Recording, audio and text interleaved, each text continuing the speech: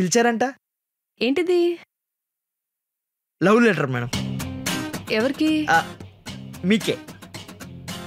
అది అర్థమవుతోంది కానీ